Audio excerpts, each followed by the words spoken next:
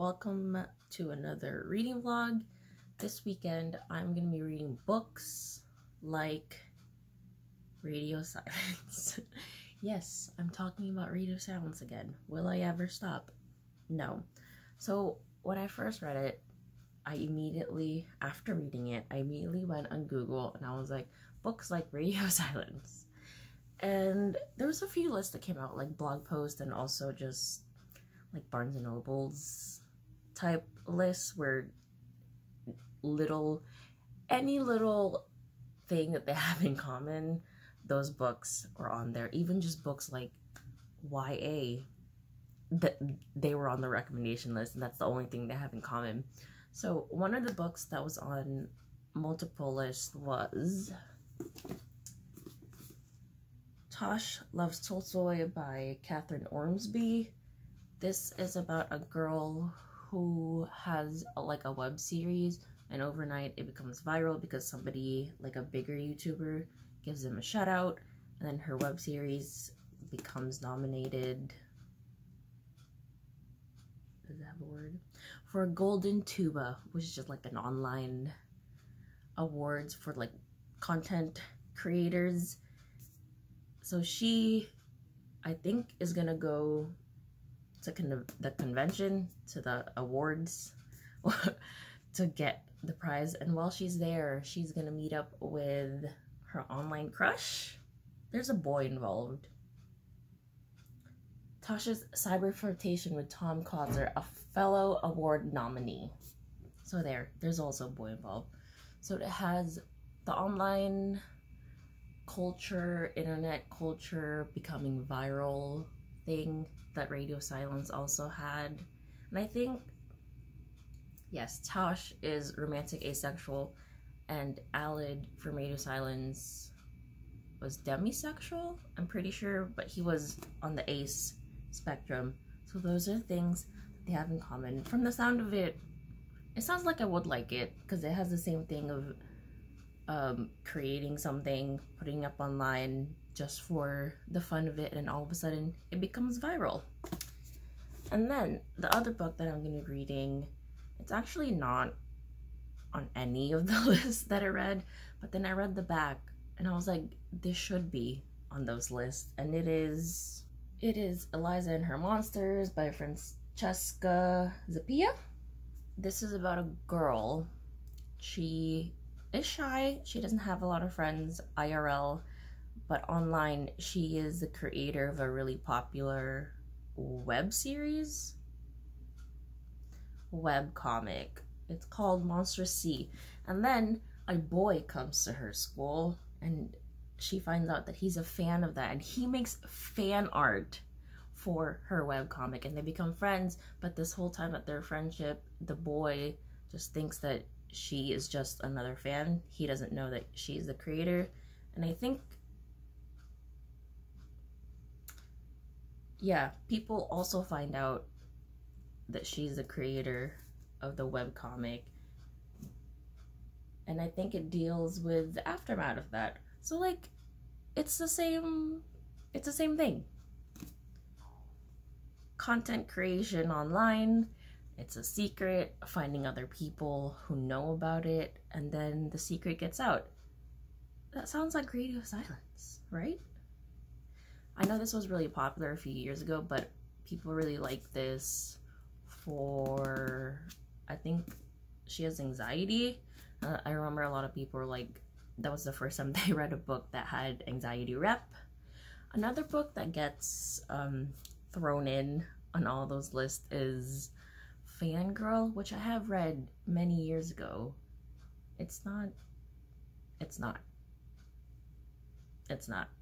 very weak compared to Radio Silence.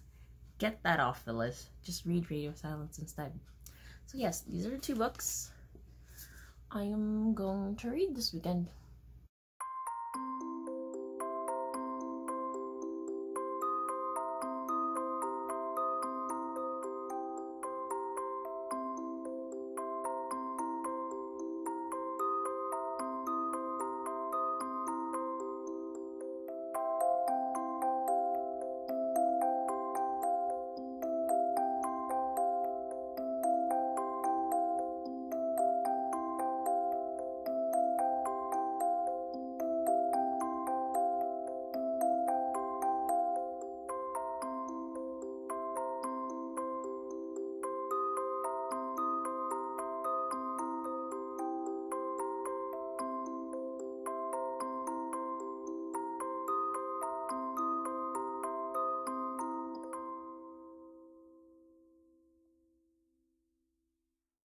So I'm still reading Tosh Loves Tolstoy, and I'm more than halfway through, and I've discovered it early on, but there's another element that's just like radio silence, and it's not so much pressure, but just like academia in general and confusion what to do with academia, or if you should even go. Should you waste your time going to college if you're not even gonna get a degree that's like useful and stable? And here they're talking about like they have to do prerequisites to get to the good stuff. And there's a part that says, I always feel like I'm waiting until I get older so people finally take me seriously and I can do what I want. It's kind of messed up, isn't it? We just want to be older, and people our parents' age complain about how they wish they were young again. It's depressing. We all just out here struggling and living the same lives. Still reading, and I just came to the part, this isn't anything really to do with the book, but Tosh and Tom just met, and Tom didn't say Tosh's name correctly, and it just reminded me that I don't think I've ever said my name. Like, I don't introduce myself in these videos. I don't think I've ever introduced myself. So my name is pronounced Isel. My full first name is Isel Ruby, but I just go by Isel. So yes, I just wanted to come in and say my name because it's kind of a hard name, Isel Ruby, but I just go by Isel. I started reading Eliza and Her Monsters yesterday, read like 10 pages, and then the day just got away from me. It was just really busy. So today I'm gonna try and read as much as possible.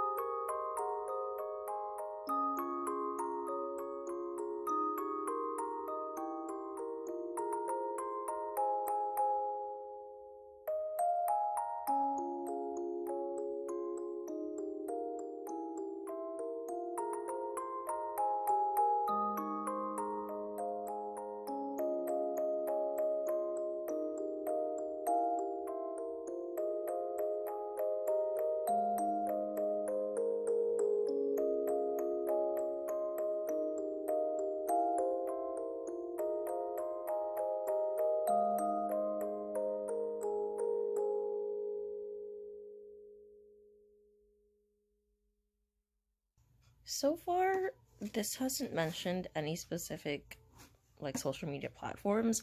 I don't even know where she's posting her web series from. Like,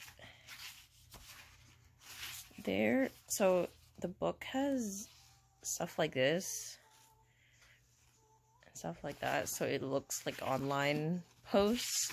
But then, like, I don't know what website this is. Is it just made up? To me at first I was like, is that LiveJournal? Throwing it way back. Maybe kind of like how there's fanfiction.net, an archive of our own for fanfiction. Maybe there's a place for webcomics that I just don't know about.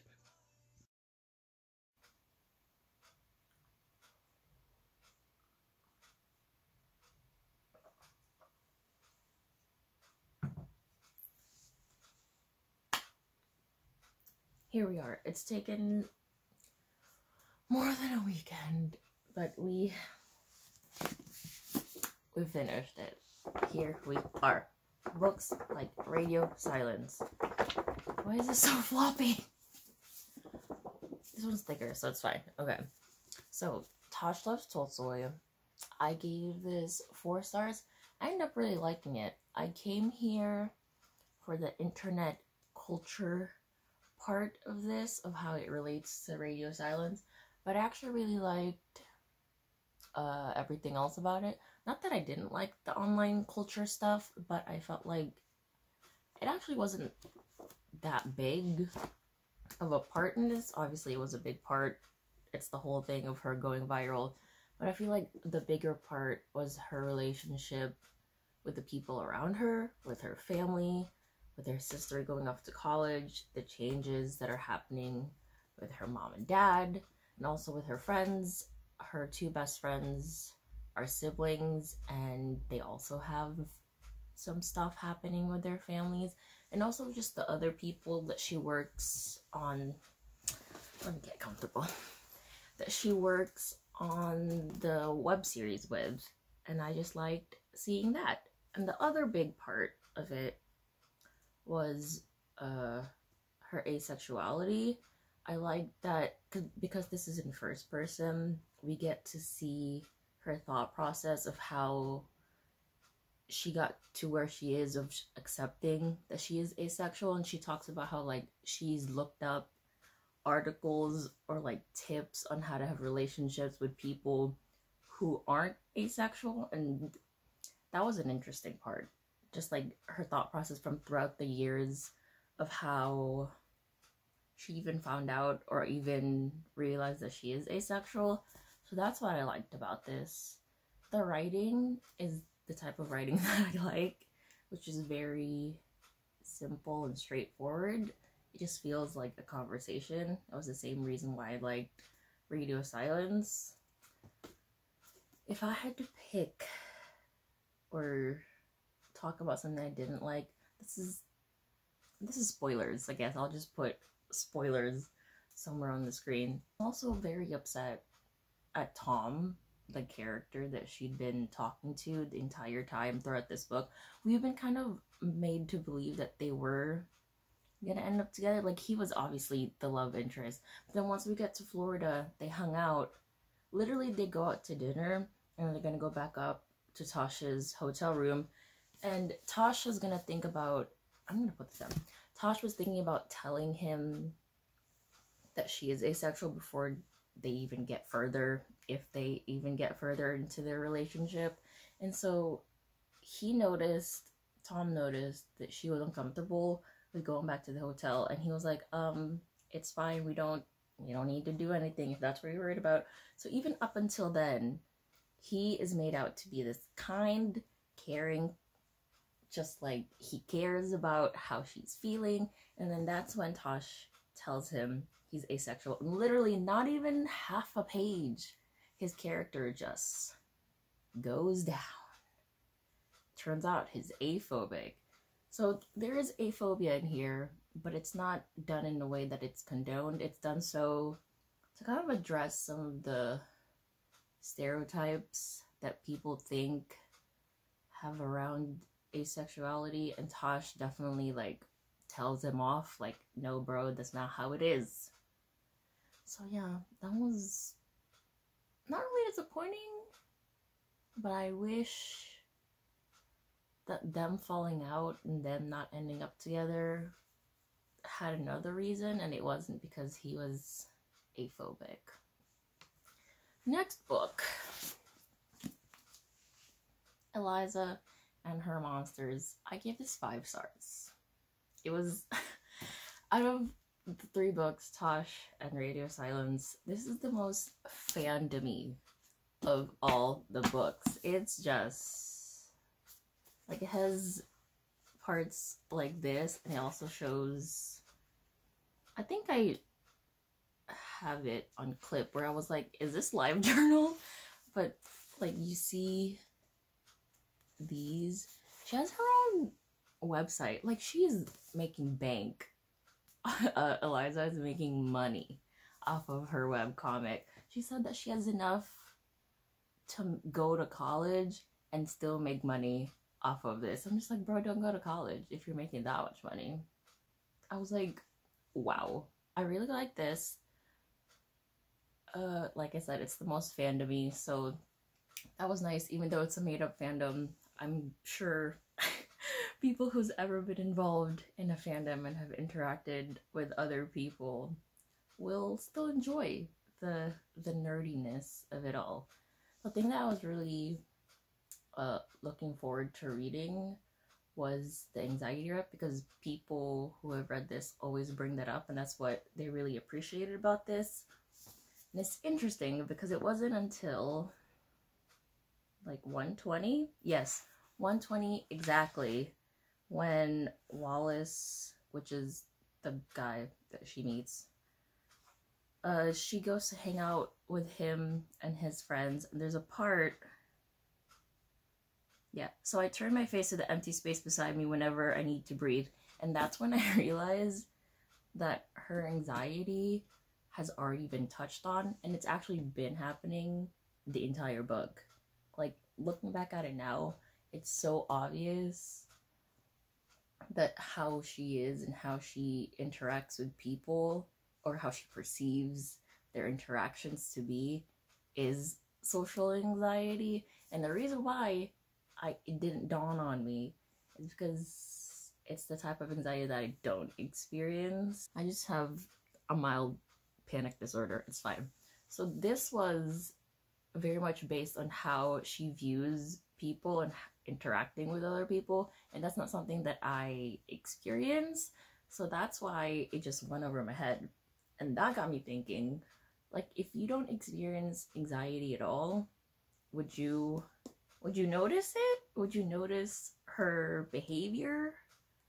Or would you just think she doesn't like people? Because to be fair, I don't like hang out with people, but that's just because I don't like hang out with people. It's not because I feel anxious. So that got me thinking about it. I also really liked that the relationship wasn't oh, she's in a relationship now, she's fixed. I appreciate it that didn't happen. I also like that they talked about going to therapy. Her parents were the ones who pushed her to go to therapy. There's actually a chapter in here where it's just dialogue between her and, it's here. Nope. Yeah, chapter 40 was probably my favorite chapter because it's just dialogue between her and her therapist, and I really enjoyed reading that, mostly kind of for my own sake. I miss going to therapy. We should all go to therapy, especially after this year. I really liked it. Again, it was very fandom-y and nerdy, but kind of just like how Tosh was, I enjoyed it for the other aspects of it, or I enjoyed it more for the other aspects of it. So yes, 5 stars. Tosh Loves Tolstoy was 4 stars. Radio Silence was 5 stars. Oh yes, would I recommend these? This needs to be on those lists that I talked about, I don't know, like 2 weeks ago now. This video was supposed to go up such a long time ago. But it's fine. We're here now. It's very rambly. I don't know if anything I said made sense. Goodbye!